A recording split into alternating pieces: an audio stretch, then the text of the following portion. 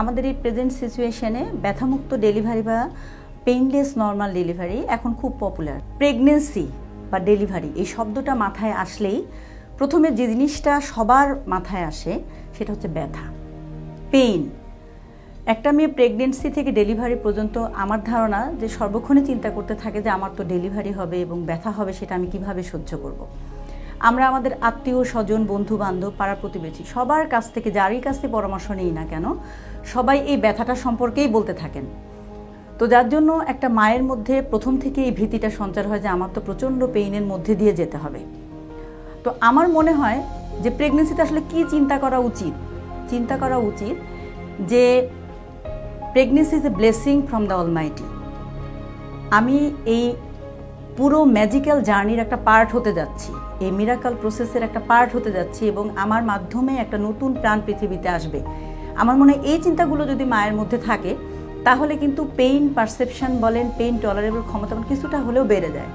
কিন্তু যতখানি পারসেপশন যেমনই হোক না কেন, যত বোঝানো হোক না কেন, আসলেই প্রসব বেদনাটা খুবই তীব্র টাইপের একটি ব্যথা, যার জন্য দিনের পর দিন এটার উপর স্টাডি করা হচ্ছে যে কীভাবে এই ব্যথাটিকে সহনীয় পর্যায়ে এনে বা কমিয়ে এই ডেলিভারিটিকে আরেকটু সহজ করা যায়।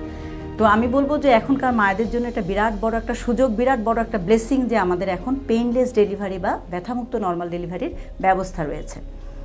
তবে একটা জিনিস সবসময় মনে রাখতে হবে, পেইন ইজ এ পারসেপশন। এই ফিলিংসটা তৈরি হয় আমাদের পা থেকে, অ্যাবডোমেন থেকে এবং জরায়ু থেকে, যেটা আমাদের স্পাইনাল কর্ডের মাধ্যমে ব্রেইনে পৌঁছায় এবং ব্রেইন এই ব্যথাটাকে অনুভূত হয়। তো যার জন্য আমরা যদি অনেকভাবে স্টাডি করে দেখা গেছে যে কোনোভাবে যদি এই সেন্সেশনটাকে একটু কমানো যায় বা একটু ব্লক করে দেওয়া যায় তাহলে মায়ের জন্য এই প্রসেসটা অনেক সহজ হবে। এখন scientific fact of painless vaginal delivery, what is this? এর সায়েন্টিফিক ব্যাখ্যাটা কি? আসলে 9 মাস শেষে ইউজুয়ালি মায়েদের লেবার পেন শুরু হয়। এই লেবার পেনটা কিন্তু একেবারে শুরু হয়ে যে খুব তীব্র হয় তা নয়, প্রথম দিকে একটু আস্তে আস্তে বাড়তে থাকে, গ্র্যাজুয়ালি বাড়ার সঙ্গে সঙ্গে জ্বরের মুখটাও খুলতে থাকে। আমরা বলি যে প্রথমত লেবারের শুরুতেই জ্বরের মুখটা বন্ধ থাকে, বাট এটা যখন ডেলিভারি প্রসেসের মাধ্যমে যায় ধীরে ধীরে পেইনও বাড়তে থাকে, জ্বরের মুখও খুলতে থাকে। এই মুখটা একসময় 10 সেন্টিমিটার খুলে গেলে আমরা বলি হ্যাঁ পর্যাপ্ত পরিমাণে খুলে গিয়েছে এবং এখনই বাচ্চা প্রসব হবে। তো যখন 3 থেকে 4 সেন্টিমিটার খুলে যায় ডেলিভারিটা, মানে জ্বরের মুখ, তখন আমরা এটাকে বলি অ্যাক্টিভ লেবার, মানে পেশেন্ট এখন মোটামুটি একেবারে ট্রু লেবার পেইনে এবং সে এখন ডেলিভারির প্রসেসের দিকে ধীরে ধীরে অগ্রসর হচ্ছে এবং পেইনটা এই সময়টাই বাড়তে থাকে ধীরে ধীরে। আসলে প্রথমে 0 থেকে 3-4 সেন্টিমিটার হতে যে পেইনটা হয় সেটা মোটামুটি সবাই টলারেট করতে পারে। অ্যানালজেসিয়া বা অ্যানেস্থেসিয়া বা পেইন রিলিফ এই সময়ই দরকার হয় যখন পেশেন্টের পেইন 3 থেকে 4 সেন্টিমিটার সার্ভাইকেল ডাইলেটেশনের পরে শুরু হয়। যখন একটা মা 9 মাস শেষে ডেলিভারির পেইন নিয়ে আমাদের কাছে আসেন, আমরা পেশেন্টটিকে ভর্তি করানোর পরে তাকে অফার করা হয় যে আপনি কি ন্যাচারাল বার্থের মধ্যে দিয়ে যেতে চান নাকি পেইনলেসের মাধ্যমে যেতে চান। তো পেশেন্ট ইনভেরিয়েবলি চুজ করে থাকে যে পেইনলেস ডেলিভারির জন্য। তো এই ক্ষেত্রে পেশেন্ট সিলেকশন একটা বড় ব্যাপার। অনেকেই মনে করেন যে আমরা কি নর্মাল পেইনলেস ডেলিভারি করাতে পারবো কিনা, মানে আমি কি এই প্রসেসে যেতে পারবো কিনা। পেশেন্ট সিলেকশন হচ্ছে এরকম একটা জিনিস যে প্রসিডিউরের শুরুতেই আমরা পেশেন্টের হিস্ট্রি টেকিং, মানে তার পূর্ববর্তী হিস্ট্রি, তার সে 9 মাস তার যে প্রেগনেন্সি পিরিয়ডে সে ফলো আপে ছিল কিনা, তাকে কিন্তু এই প্রসেসে যেতে গেলে অবশ্যই নিয়মিত একজন গাইনোকোলজিস্টের ফলো আপে থাকতে হবে এবং তার প্রেগনেন্সি পূর্ববর্তী যে শরীরের অবস্থা, দ্য নিউট্রিশনাল স্ট্যাটাস এবং প্রেগনেন্সির সময়ে তার যে সমস্ত মেডিকেল ডিসঅর্ডারগুলোকে কন্ট্রোল করে রাখা বা তার pulse, blood pressure, sugar, thyroid এগুলো কন্ট্রোলের মাধ্যমে রাখা এবং তার সুষম পুষ্টি বন্টন করা, এগুলো যদি সে ঠিকঠাক মতো রাখতে পারে এবং পরীক্ষা নিরীক্ষার মাধ্যমে এই 9 মাসের মধ্যে আমরা বাচ্চার পজিশন, মায়ের শরীরের অবস্থা, বাচ্চার ম্যাচিউরিটি, বাচ্চার ফুল কোথায় রয়েছে, পানি কতটুকু রয়েছে এবং বাচ্চার ওজন, এগুলো আমরা আসলে প্রেগনেন্সির শেষের দিকে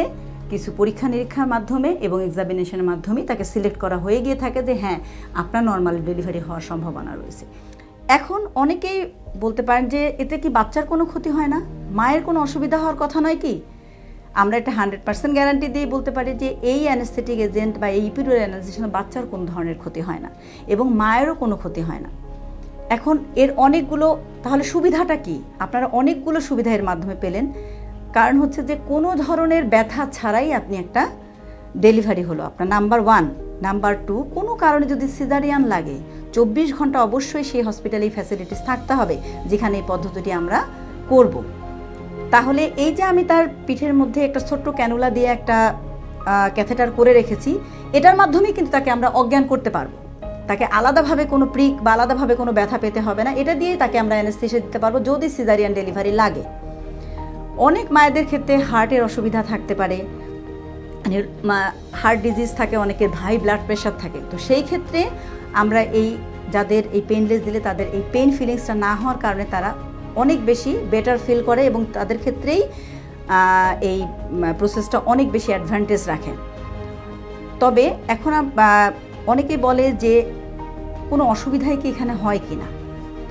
হ্যাঁ, সামান্য কিছু অসুবিধা হতে পারে, কিন্তু সেই অসুবিধাগুলো খুবই টেম্পোরারি। যেমন মা অনেক সময় মাথা ব্যথা, ব্যাকএক এটা কমপ্লেন করতে পারে। তো এটা কিছু দিনের ভিতরে, 2 থেকে 7 দিনের ভিতরে এইটা চলে যাবে। আর হচ্ছে যে অনেক সময় লেবারটা ডিলেট হতে পারে কিছুটা। আমরা জানি যে একটা ডেলিভারি ইউজুয়ালি 12 থেকে 18 ঘন্টার মাধ্যমে কমপ্লিট হয়, কিন্তু যাদের আমরা এই প্রসেসটা করি তাদের ক্ষেত্রে 2-1 ঘন্টা বেশি লাগতে পারে।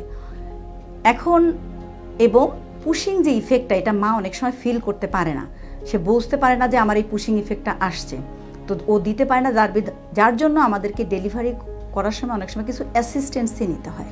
তো আমরা অ্যাসিস্ট্যান্সের জন্য আমরা অনেক সময় কিছু ইনস্ট্রুমেন্টেশন করি যেটা খুবই সেফ। আমি লাস্টলি বলবো যে এটা আল্লাহর কাছ থেকে একটা বিশাল আশীর্বাদ স্বরূপ আমাদের ডেল্টা হসপিটালে, যেখানে আমি কর্মরত রয়েছি, 24 ঘন্টায় আমরা এই সুবিধা দিচ্ছি। আমি আশা করব আপনারা আমাদের হসপিটালে আসবেন, আমাদের এই কাছ থেকে এই সেবা গ্রহণ করবেন এবং নর্মাল ডেলিভারির সংখ্যা অবশ্যই এতে অনেক গুণ বেড়ে যাবে।